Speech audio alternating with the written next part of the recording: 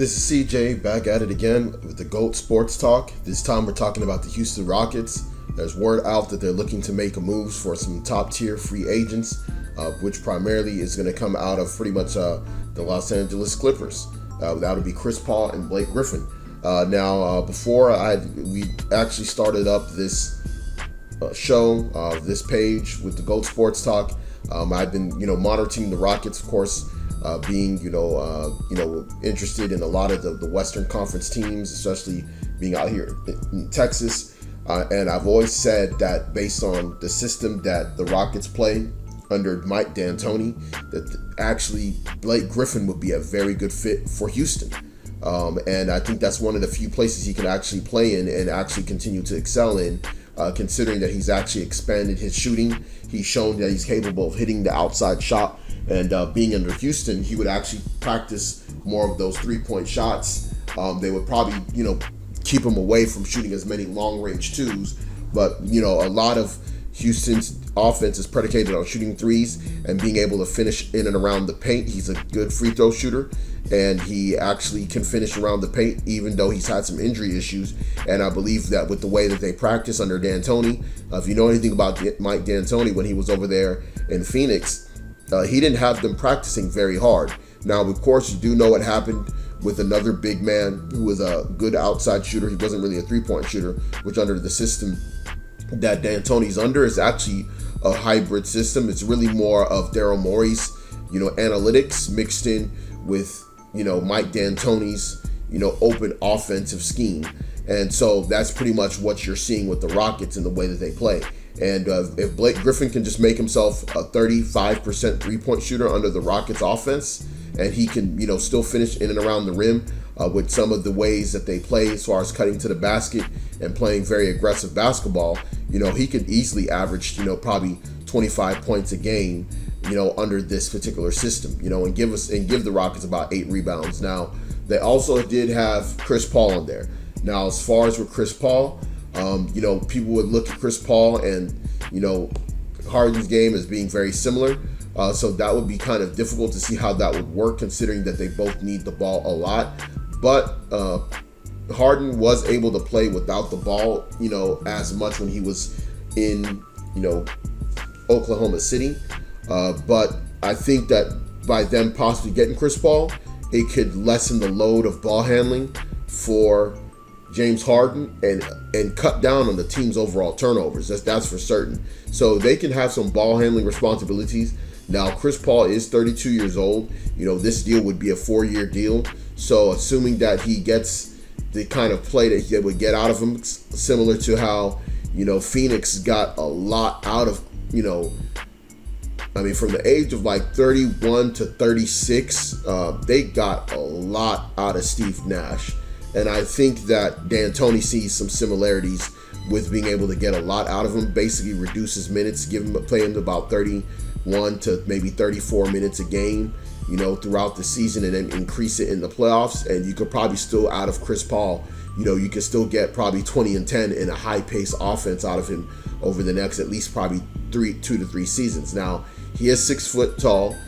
He's not going to get any better defensively. He's a very good defender off the ball. He's a willing defender on the ball, but he's small and he could start to get exposed because you just don't know how he's going to age. It just shows you when you examine, point guards, when they turn 31, 32 years old, especially when they're undersized, they just don't have the same impact on the game, unless they're like a bigger point guard, and they're able to stay healthy. So, he is a good shooter. That is a good thing for him. He is a good ball handler, and that will always stay the same.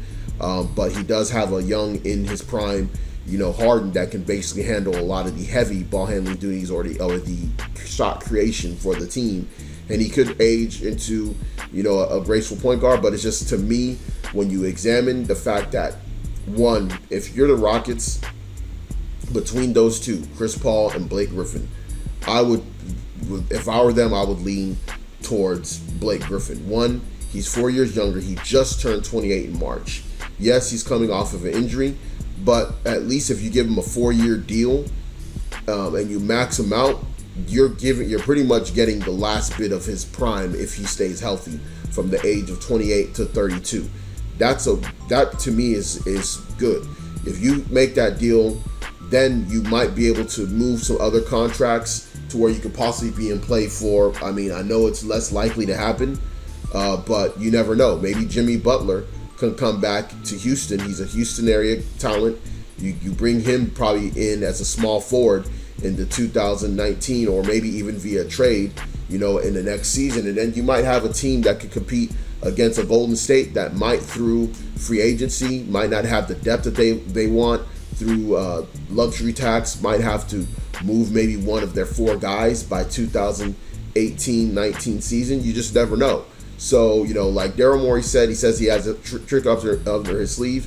He's a very aggressive GM, and to be honest, he has made a lot of major moves. I think the biggest thing that Houston has held back Houston, I would say, is, as far as basketball is concerned, is a second-tier market as far as for free agents. And what I mean by that is, Houston is not the glitz and the glamour of LA or New York or even in Miami.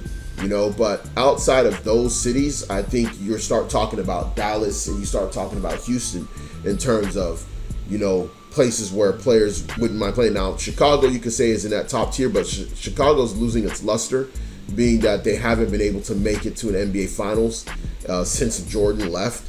And, it is still a city that a lot of people wouldn't mind living in, but I believe it's still in that second tier along with Houston and Dallas. First tier as far as cities where people want to live in. And, Atlanta's up there, but Atlanta has just not had the franchise success that they needed to have to probably be able to attract the kind of players that would want to go there.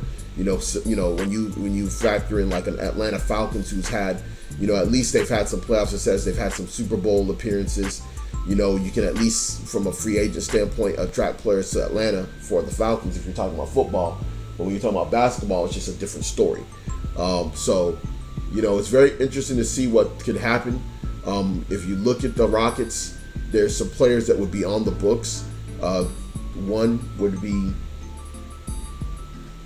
Lou Williams, who actually, he was a very good player. He came in late in the season. He played very well for them. He would be in play as far as a trade. You have Ryan Anderson, who is actually fits in the new mold of the NBA. He's a stretch four. He is a decent rebounder. He actually, if you watch the Rockets a few times, he actually put the ball on the floor. A lot more than what people would think. He's a good shooter. So he could fit in a system. He could fit on a playoff team. So he's definitely a tradable talent. He's still a very good player in a stretch four. He's very good. It's kind of funny because if he were to be on certain teams, like if he were to move to Cleveland, if like let's say they were able to move some salaries in Cleveland and they moved Kevin Love and got like a Paul George or Jimmy Butler, you could move him to probably a place like Cleveland, depending on who they could, what salaries they can move. But they have a whole bunch of different things that, it's just very difficult for them. But all three of those players, and of course the third one would be Patrick Beverley. And Patrick Beverley, he's a good bang for your buck. Cleveland wanted him very badly. I think that he would have been, if they had him over Deron Williams, I think that series probably goes 6 or 7 games because he hits big shots. He's a good defender. As far as on Clay or Steph Curry, he would have caused some problems, and he can hit the three, and he can put the ball on the floor a little bit as well. And so, you got three players that are actually their salaries are somewhat friendly, and they could move to make space to potentially sign outright either Chris Paul or Blake Griffin. But if you're Chris Paul, I think the best place for him to go would be San Antonio. Because if you examine Tony Parker, that situation, with Tony Parker right now with his injury, that would probably make more sense than him coming to Houston. I just think at the end of the day, Houston, if there's going to be anybody they should try and get, I really believe that Blake Griffin is their best option. And then you make a play in 2018 for one of your wing players. Maybe you're another trade if you're trying to get Jimmy Butler back in Houston, him being a hometown boy, or whether you try and see if somehow you can lure, LeBron James. I mean, as crazy as it sounds, but you just never know what can happen in this league, man. It's stuff is crazy.